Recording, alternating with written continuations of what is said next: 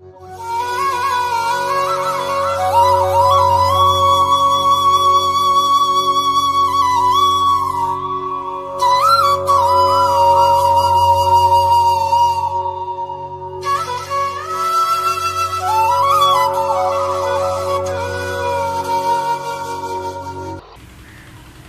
Contrast नहीं है, इसमें विरोधाभास नहीं है, ये एक ही चरित्र के अनेक गुण हैं। बाललीला में जो मनुष्य कार्य करता है वो अबोधिता में सरलता से होते हैं। फिर वो तो योगेश्वर थे, साक्षात योगेश्वर थे। योगेश्वर ऐसे थे कि उन्होंने 16,000 पत्नियां कर ली और उसके बाद और 5 पत्नियां कर ली। लोग कहेंगे वाह भाई क्या योगेश्वर थे, इधर 16,000 पत्नियां कर ली और ऊपर से और 5 पत्नियां कर ली। ऐसे योगेश्वर से भगवान बचाए रखे। ऐसे तो हम भी करते फिरेंगे तो आप वाजिद अली शाह को क्यों बुरा कहते हैं? हाँ, आजकल की बुद्धि ऐसी चलेगी, सब समतल सोचते हैं हर एक चीज़ को। वो 16,000 उनकी शक्तियाँ हैं।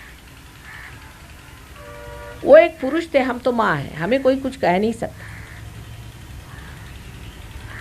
माँ के स्वरूप में कोई भी लांछन हमको लगा नहीं सकता। वो पुरुष थे, 16,000 शक्तियाँ वो लाते कहाँ से संसार में? आप मेरे बेटे हैं, कभी मेरे पैर दबाते हैं, कभी मेरा सर दबाते हैं, मेरे पैर छूते हैं, माँ के पैर छू रहे, कोई लांछन नहीं लगा सकता मुझे। मैं तो माँ ही हूँ। और कोई कोई बेटे तो 108 साल के हैं मेरे, तो भी माँ हूँ। माँ तो माँ ही हुई, माँ तो पवित्र ही होती है, उसको कौन छू सकता है? लेकिन उनकी 16,000 शक्तियों को इस संसार में लाना आसान चीज़ नहीं। और उस वक़्त कोई ऐसे लोग भी नहीं थे तैयार जो सहयोगी होते कि जिनको खड़ा किया जाए। तो उन्होंने 16,000 अपनी शक्तियों को स्त्री रूप में जन्म दिया और एक राजा से कहा कि इनको सबको भगा के ले जाओ और फिर ये नाटक करके, सारा नाटक ही है, और उन 16,000 अपनी शक्तियों को अपने पास ले। और 5 जो पत्नियां थीं वो पंचमहाभूत, उन पंचमहाभूतों को भी अपनी पत्नियां बना करके साथ। अब ये सूक्ष्म बात आपको सहयोग में समझ में आएगी। आप वाइब्रेशंस पे देखें, मैं बात सच कह रही हूँ कि झूठ कह रही हूँ। जो जो बात कह रही हूँ इतनी सच है कि उससे आपको वाइब्रेशंस आएंगे।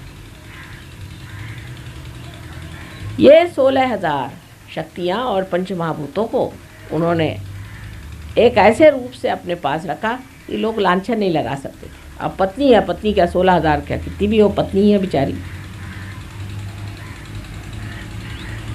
लेकिन उनके लीलामय जीवन के अत्यंत सुंदर सुंदर मधुर मधुर ऐसे क्षण हैं कि जिनका वर्णन नहीं किया जा सकता। अब राधा जी, ये उनकी शक्ति। राधा, रा माने शक्ति, एनर्जी। रा, धा, जिसने धारणा की, जिसने शक्ति को धारणा की, वो राधा। और जब उसको लेकर के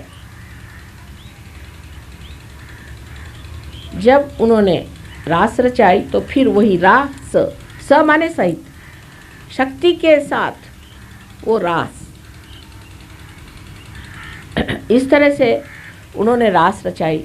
उसमें भी कुंडलिनी जागरण का ही व्यवस्था थी। आप लोग सब हाथ घर पकड़ के बैठे हैं और उसमें से 2 आदमियों का कनेक्शन हमारे 2 पैर से लग जाए, उस वक़्त अगर कोई संगीत हो रहा हो, कोई ताल बज रहा हो, तो आपके हाथ में वही ताल बजेगा। जब ताल बजेगा तो जब ताल हाथ में आएगा, 3 ताल बजेगा तो 3 ताल हाथ में आएगा, 1 ताल बजेगा तो 1 ताल हाथ में आएगा। आप देख सकते हैं। इसलिए उसे रास कहा गया था कि रास, शक्ति के सहित उसको घुमाना, ये उन्होंने कार्य किया था। लेकिन नारद मुनि ने एक बार एक खेल रचा और उन्होंने जा करके श्री कृष्ण से कहा कि क्या तुम वाकई इन सब पत्नियों को और इनको सबको प्रेम करते हो? कहाँ करता हूँ। उन पत्नियों को जाके पढ़ा दिया। उन पत्नियों से जाकर इन्होंने कहा कि देखो, श्री कृष्ण तुमको तो प्यार नहीं करते, वो तो सिर्फ राधा ही को प्यार करते हैं। तुमको तो यूं ही रख छोड़ा है घर में पत्नी बना करके कलंक रहित रहने के लिए, वैसे तुमको कोई प्यार व्यार नहीं करते। अब वो आ गए झांसे में, कहा ठीक ऐसा ही होगा, ये हमको कुछ नहीं प्यार करते हैं श्री कृष्ण, ये तो योगेश्वर है, ये क्या हमको प्यार करेंगे, ये तो राधा जी को ही प्यार करते। तो वो आके कहने लगे कि आप तो हमको प्यार नहीं करते, आप राधा जी को प्यार करते। श्री कृष्ण ने कहा बाबा बाबा ऐसी बात नहीं कहो, मेरे पेट में बहुत दर्द होने लगा, इतना दर्द हो रहा है मेरे को, कुछ पूछो। आपको क्यों दर्द हुआ? कल ऐसी बात करने से मेरे दर्द हो जाता। अब घबरा गई, कल अच्छा इलाज बताओ। इलाज बहुत सोपा, ऐसा करो तुम्हारे चरण की जो धूली है वो मुझे पीने को दे दो तो मैं ठीक हो जाऊंगा। उनका वाह, पहले तो हमें प्यार नहीं करते और हमारा सब पुण्य भी छीन लेना चाहते हो कि तुम्हारे पैर की धूली हमें पीना चाहिए तो हमारे पैर की धूली आप पीजिएगा, ये हमसे नहीं हो सकता, ये सब हमें बेवकूफ़ बनाना, हमें न बनाइए। उन्होंने कहा कि भाई ये तो एक ही तरीका है। नारद मुनि ने कहा कि नारायण नारायण अब क्या किया जाए? कहा अच्छा तुम जाओ राधा के पास, उससे कह दो। तो राधा जी के पास गए, राधा जी से कहा कि भाई श्री कृष्ण की तबीयत बहुत ख़राब। कहला क्यों? कहले उनके पेट में दर्द है, क्योंकि वो धन्वंतरी है। उन्होंने इलाज ये बताया कि जो भक्त मेरे लिए अपने पैर की धूल भेज देगा उसको पीने से मैं ठीक होता। तो राधा जी ने पैर आगे कर दिया, अच्छा ले लो मेरे पैर की धूल ले लो। कहा क्यों? तुमको आपके पाप पुण्य का कोई विचार नहीं? अरे कहने लगे जो पाप कराता है वो भी वही है और पुण्य कराता वो भी वही है, तुम ले तो जाओ उसके पेट का दर्द ठीक करो। तो उन्होंने उसके पाँव की धूल निकाली। अब वृंदावन की मिट्टी जो है पीली पीली आपने देखी होगी, वो लेकर के वो पहुँचे। कहाँ हाँ राधा जी ने तो दे दिए, अब लीजिए पीजिए, वो घोल करके पी लिए। श्री कृष्ण ने कहा कि आप ऐसे क्यों खड़े हैं? कहने लगे कि राधा जी ने एक बात कही समझ नहीं आया कि आप ही पुण्य भी कराते हैं और आप ही पाप भी कराते हैं। कहले अच्छा तुम्हें समझ नहीं आई बात? तो नहीं। अच्छा कहले मेरे हृदय में देखो।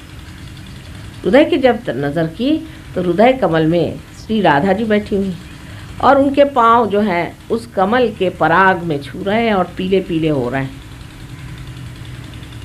तब नारद जी के समझ में आया कि जब हृदय में बैठे हैं तो पाँव और सर और हाथ से क्या मतलब हुआ? ये पाप पुण्य की जो कल्पना थी वो श्री कृष्ण ने बदली, जिसे हम महान पाप समझते हैं और महान पुण्य समझते हैं, उसकी बराबर पूरी तरह से जानकारी होना, उसका डिस्क्रिशन हमारे अंदर श्री कृष्ण ने भरा। इसीलिए हमसा चक्र है, जब ये खराब हो जाता है तो मनुष्य को डिस्क्रिशन नहीं रह जाता, वो पाप और पुण्य समझ नहीं पाता, अच्छा बुरा समझ नहीं पाता है। और दोनों के लिए इलाज एक ही है, विशुद्धि चक्र अगर खराब हो जाए और चाहे आपका हमसा चक्र, बहुत सरल सोपा। सहयोगी जो कि जानते हैं वो न कहे, पर अनजाने जो हैं वो समझ सकते हैं कि श्री कृष्ण को एक चीज़ प्यारी थी, वो था क्या? मक्खन। इसका इलाज है मक्खन। मैं रोज़ अपने विशुद्धि चक्र को थोड़ा सा मक्खन, उसमें नमक मिला करके और उसका अर्घ चढ़ा देती हूँ, फिर दिन भर वो बोलते रहते हैं, कुछ परेशान नहीं करते। आप लोग भी ये करें कि थोड़ा सा मक्खन अंगूठे पर ले करके उसमें नमक लगा लें और यहाँ जो परजीव है पीछे उसको उसका 3 बार अर्घ चढ़ा दें, बिल्कुल गला ठीक हो जाए, खांसी आसी सब गायब, सब कुछ ठीक हो जाए। और हमसा चक्र इसलिए पकड़ता है कि हम जिस जगह रहते हैं वहाँ खुश्की है और खुश्की के कारण एक बड़ा भारी प्रश्न खड़ा हो जाता है, वो ये कि हमारे अंदर की जो त्वचा है जो कि बहुत झिल्ली सी है और इसके जो एपिथेलियल सेल्स होते हैं वो सूख जाने की वजह से, जैसे हाथ की भी सर्दियों में हाथ की भी चमड़ी सूख जाती है, उसी प्रकार अंदर भी सूख जाती है और उसी से आपको ये सब बीमारियां, साइनस और दुनिया भर की चीज़ होती है। उसका भी बहुत सरल इलाज है, अगर आप मक्खन को पिघला के नाक में डाल दें तो काम हो गया। नहीं हुआ तो आप घी बना लीजिए मक्खन का, उसको वस्त्र से छान करके और उसमें थोड़ा नमक डाल के रख लीजिए और उसमें आप नाक में डाल दीजिए। आपको जितने भी साइनस के ट्रबल से सब साफ हो जाए। सब्सक्राइब कीजिए कुंडलनी जागरण को और प्रेस कीजिए बेल आइकन को, जिससे कि आपको मिल सके हमारी लेटेस्ट वीडियो सबसे पहले।